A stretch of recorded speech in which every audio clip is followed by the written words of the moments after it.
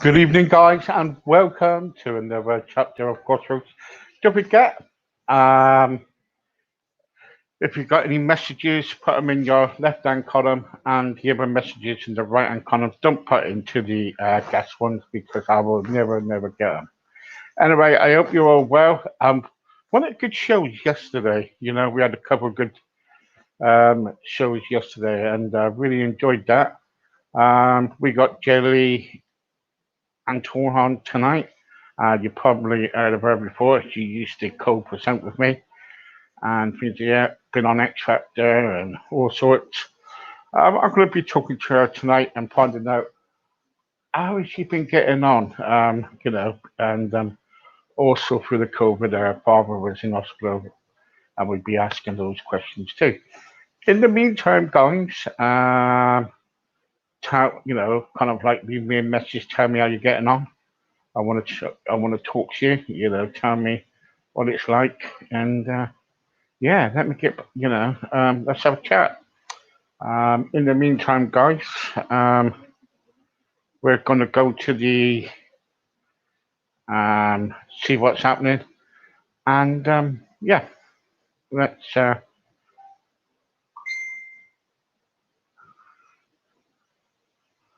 Yeah, sure, I can send it again.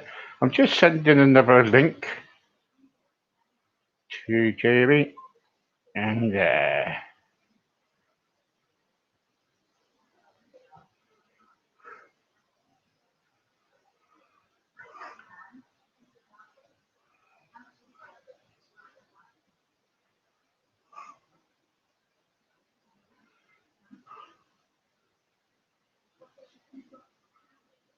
we're just waiting now, and just checking all the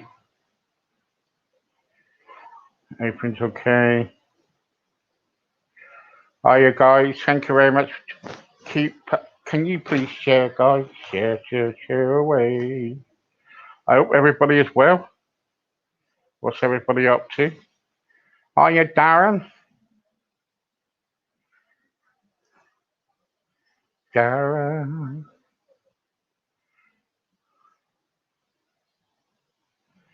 Um, we're just waiting at the moment, and as soon as Jaylee comes on, we can have a chat with her. She's having problems at the moment logging in, so let me check what's happening.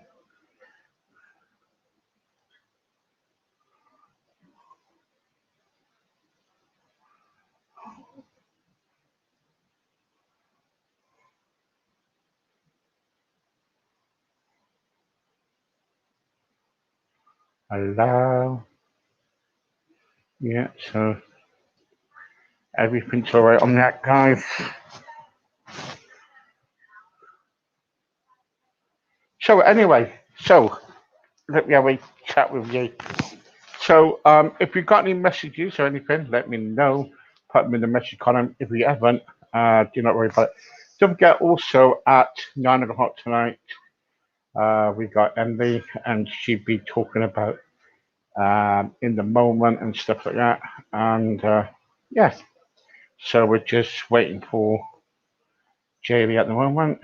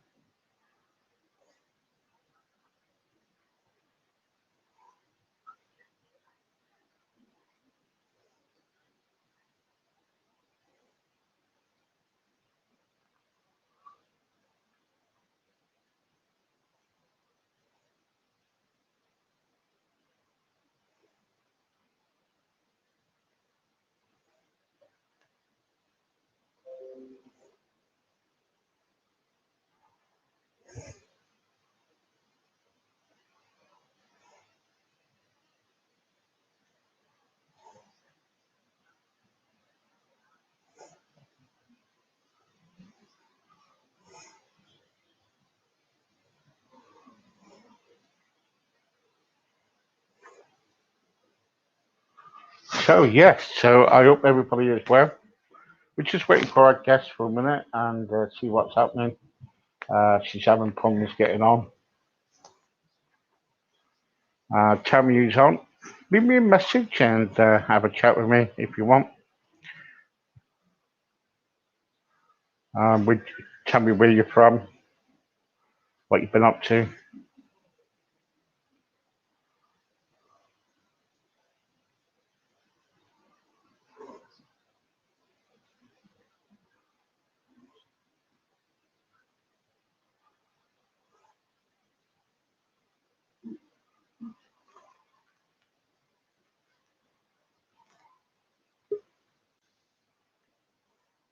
Some technical issues. I'll let you off. That's better. Oh, can you hear me? Yes, yes. Oh, that's strange.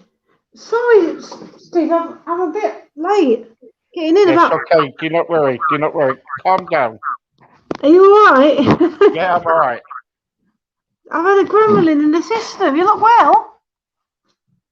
No, I'm okay. I'm okay. You look really well. Missed you. How are you then? Not too bad. I hear that you're still doing your music. Yes, still doing it. Okay, so tell us out because you're live. Tell us how you're getting on with your music. Quite good. Yeah, quite good. I'm just writing songs and I've just been doing like writing about what inspires you and that sort of thing. I've had All my right. Okay. Okay.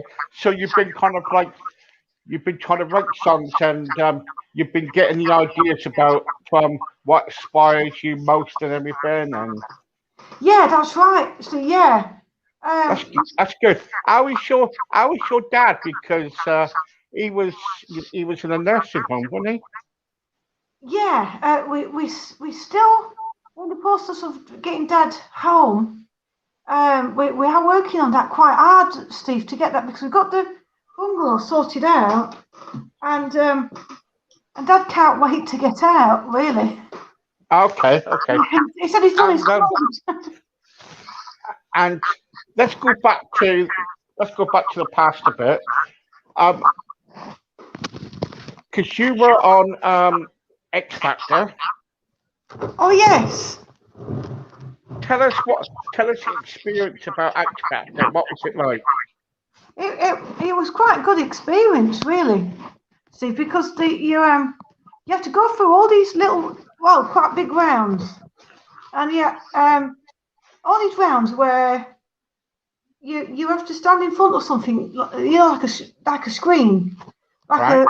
TV screen. Then you have to they do a test on you on the screen, and then you have to do a test, like singing tests. That all, I think altogether does about 7 or 8 rounds, and and you meet some lovely people in there. I mean, I did it for a day, really. My friend, Okay. a friend of mine called Adrian, gave me £50 to do it. So And how is your because you're an hairdresser by trade, aren't you?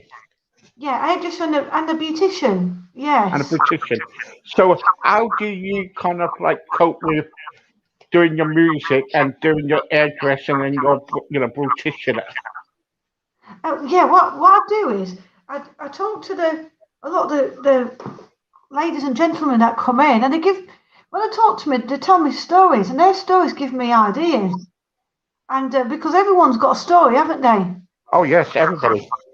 Yeah, everyone's got a story, and everybody's story is interesting. Sometimes it's a bit like a book. You can they're telling you chapters like I love your stories, Stephen, and everybody has got another chapter and another chapter and another chapter. It's like opening different doors in your life, isn't it?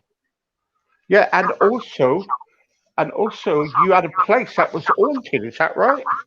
Oh yes, I do. Yeah, honestly, Steve, that is really true.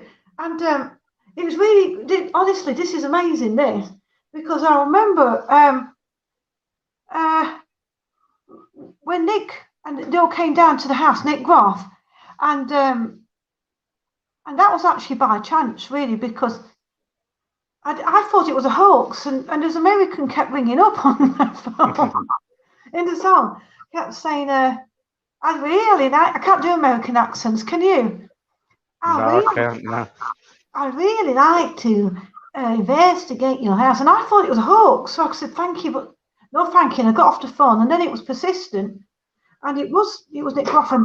Do you know, honestly, see, I swear on my life, it was such a relief because all those voices that I was hearing, they came out on this what was it? What they called it? A G port.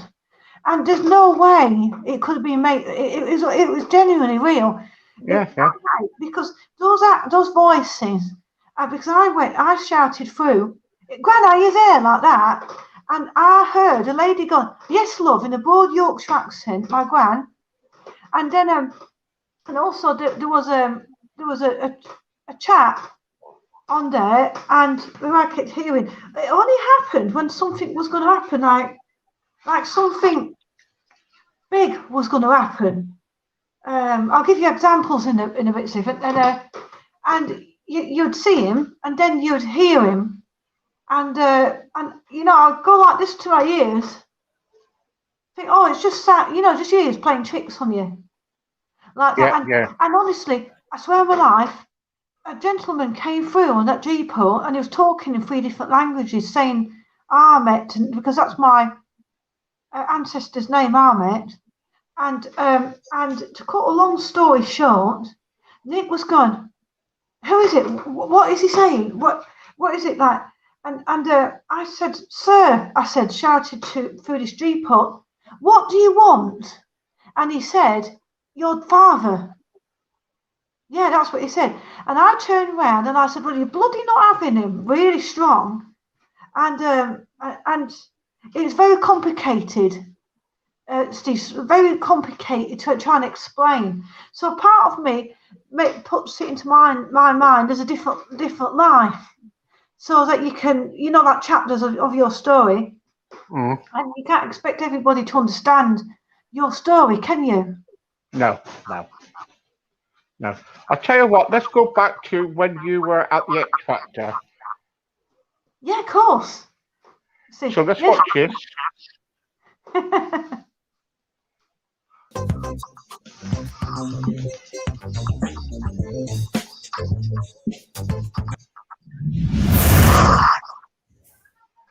Oh my God! Uncanny. So what are you going to sing? I've got a little drop of music. Great. Fight for this love. Wow. Too much of anything can make you sick. From the good can be a curse. We got to fight for this love. We've got to fight for this love. We've got to fight for this love. Is it worth having fun? Cheryl? That was a good song choice. That's it. Mm-hmm. It's like you're twins. You're twins. Right here. I've got to look at it from there. Look at me. Hello. Yeah. Perfect. Unbelievable. Okay, the only thing I would say is you've got to work a little bit more on the choreography. The vocals are spot on. What was that like to meet Cheryl then? Well, the thing is, Steve, we've all got to fight for love, haven't we? All of us have to fight for love. And strangely enough, I am a twin as well. I was a twin. Yes, Cheryl's nice lass, lovely girl, lovely girl. I think really, I think I'm more inclined to being a rock chick, but I like all different sorts of music. Yeah. Because you're a bit of a rock chick, aren't you, really? I am really, yeah. I'm a rock chick. Yeah. But everybody's got their own specialness, haven't they? Yeah, sure, yeah. Sure. When you was on the X Factor, you came a lot of, you, there's a lot of criticism were thrown at you, and but you kind of like didn't take the notice of it, and you just carried on. What was it? What was it like when people were putting you down? To be honest, Steve, I'd never noticed because I got in the arena. In the arena, all I noticed was that I got everybody was jumping up, Hmm. and there was all like the audience seemed to like me really, and I didn't I wasn't really worried either way. I'm one of those people that I'm a fatalist in some ways. Some people might like you, and some people. But to be honest, I've only ever had anything. I only ever had positives. Positive. Although there was one lassie that only lives around the corner from me. Seemed to. I think she was too stressed about it. Do you know what I mean? I think that's the only way to put it. Do you know what I mean? But don't worry about it. It's up to you what you want to do in your life, isn't it? Yeah, this lassie seemed to worry too much about overthink it. I think that's what it was. And her name was Louisa as well. She seemed to overthink it. So whenever we went into karaoke, she would, I don't know how to put it, troll you. But to be honest with you, Steve, I've only ever had three, and now on the doorstep where I live, it's all you know what I mean. And I just go, chill, like that. Do you know what I mean? Do people still notice you today? Yeah, it's quite. It's they do. They asked me to put my little red suit thing on. You know that little red soldier outfit. Yeah. But the trouble is, I put it in the wash and it shrunk down too small, and the sleeves are up here like that. I should really wear it in the salon, shouldn't I? As a uniform, really. With my little hat on. Yeah, you should. Yeah. Yeah, you should have a little museum or something, shouldn't you? And you can stick it on one of those body things or whatever, skeleton things or something. You know? That would be brilliant, that one. That would be, wouldn't it? I think that would be awesome. Yeah. That would. How is your let me talk to you about the COVID because God, yeah. that's been terrible. How bad is that in your business? Oh yeah, we all had to close, and and it was strange because coming inside. I mean, this is strange, Steve. I've got to tell you about that. Before Dad had this drill, I had a dream. Well, it's goes a bit spooky. I had this dream that that Dad was going to be poorly, and everything came true like the dream. And then it was awful, really. And when Dad was in the hospital, and I told Dad a little white lie. I don't really believe in lies, but I told Dad a little white lie because I didn't want Dad to really know how poor he was.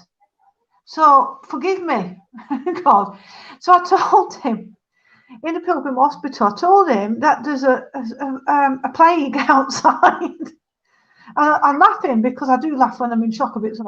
And Dad said, "Really?" He said, "Is that why I can't move this side?" And I said, "Yes, Bambino." I said, "And keep thinking positive." And one of the magic words is Bismillah wa mani rahim. That means you shall long life, and God's will help me and all that. And it seemed to work. And the only thing is, when we got Dad out, there was a plague outside called COVID, and honestly I couldn't believe that. But yeah, we had to close, and I think I was a bit stunned for a while, like because it's a lot to take in, isn't it, for all of us? It's all a big thing to take in. So for about 2 weeks, I sat on the settee, like slightly in shock, and then I just I got on with that that book what I was telling you about, Steve, you know, what I really had to get done. And you know what? I think I probably talk too much or think too much because it's like 3 Bibles thickness, what I'm writing. Right.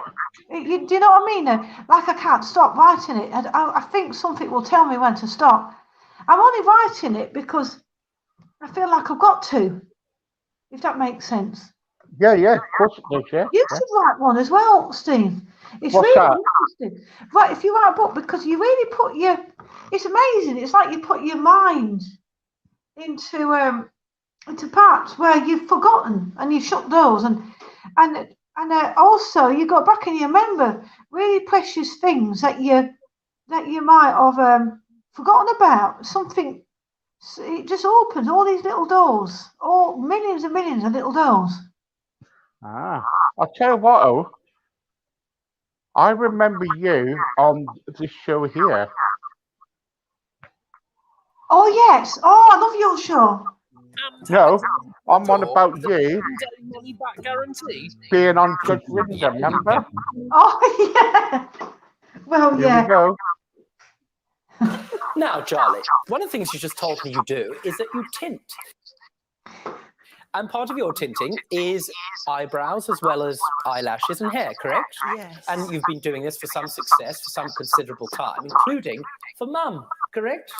Now, Mum, you, Sylvia, were going to a particular, I'm going to call it an event, but it was really a do, wasn't it? Yes. And it was for family and friends. It was a friend's birthday, in fact. And what sort of event was it? She's a Wiccan, is that right? She's a Wiccan. It's actually a wedding. It's a hand fasting. So it's the Wiccan way of a wedding. And the point is this, that this was a good friend of yours, and they were going to have this hand-tying ceremony, etc. And you were going to attend. And one of the important things is you'd spent rather a lot of money on a dress, correct? Yes. How much? Yeah, I spent £40 on this dress. Now, that's a lot of money for you. Yes. You wanted to make sure that you were going to look your very best for the party, right? Yes. So you asked your daughter to come along and to tint your eyebrows, is that right? That's true. So you're very excited. Now, here's the thing. Were you going to pay her for it, or were you just going to pay for the cost of the tint? No, she was actually charging me £9. £9. Is that your usual yeah. fee for tinting eyebrows? I gave her some discount, about £3, with being my mum. Yes. Being on, she got a £3 discount. Understood. Now, Sylvia, you'd asked for an eyebrow tint. It was going to be £9. You sat down, your daughter arrived. She had a very busy day at her salon, correct? True. And it's true to say she started doing the work. Now, what colour was your dress, please, madam? The dress was red. It's a red dress. And so you want to make sure that you're looking absolutely perfect. Your daughter arrives, she's painting your eyebrows. You look in the mirror. What colour were your eyebrows? Green. I don't mean just green. There was a luminous green. And because I've got... Just wait a minute. You can't just hit and run with that, madam. Luminous green. Luminous green? Absolutely luminous. Luminous green? Yes. Let's have a look.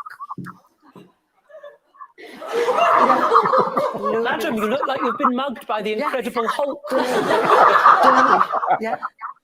Why do your mother's eyebrows look like they've been made radioactive? I didn't do it on purpose. I think a lot of it was because I had a little bit to drink. Just a bit. Well, how much had you had to drink before you arrived? It was only about half a glass, but I can't drink. Yes. And I really, really am sorry about And they it. were contaminated brushes, were they? Yeah, that's what happened. Why would they go luminous green? Well, it took me a while to work it out myself. And I reckon I was doing another lad's hair green earlier on, and Well, whose hair were you doing luminous green? Oh yeah, it's quite a good summer colour, and I remember. What do you mean it's a good summer colour? It's a good summer colour if you think to yourself, I want to hide from everybody, so I'm going to lay in a mustard field for the week. I really was sorry about it, and what I did was the brush got contaminated, and I just mixed it in. I should have put the glasses on, and the lighting's really from the cellar. I just mixed it up, and I was shocked myself. And I thought, what am I going to do now? So what did you do to excuse me?